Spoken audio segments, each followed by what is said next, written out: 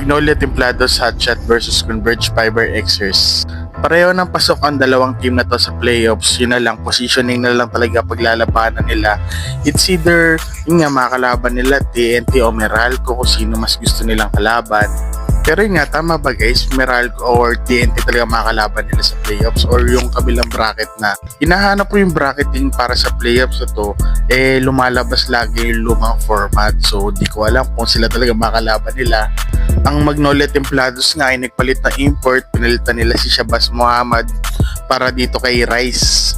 Hindi ko alam bakit ayaw nila kay Shabazz Muhammad na magaling naman na player. Siguro para sa Magnolia, win or lose, kumbaga pasok naman na sila.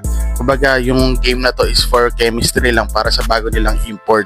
Kaya ang prediction ko sa game na to, ang mananalo is Converge Fiber Xers. Rain or Shine ni Last of Painters versus Blackwater Bossing. Ang video nga na to ay nire-record ko ngayong Sunday, September 22. So hindi pa tapos yung laban ng NLEX versus Ginebra. Kung sakali lang matalo yung NLEX sa Ginebra, magandang opportunity to para sa Blackwater para makapasok sa playoffs. Hindi ko sure kung sino papasok sa playoffs sa what if manalo yung NLEX sa Ginebra, tapos Blackwater manalo sa Rain or Shine. Depende na lang daw sa quotient yun. Pwede rin magpatalo Rain or Shine na malaki dito para sa Blackwater para sila pumasok.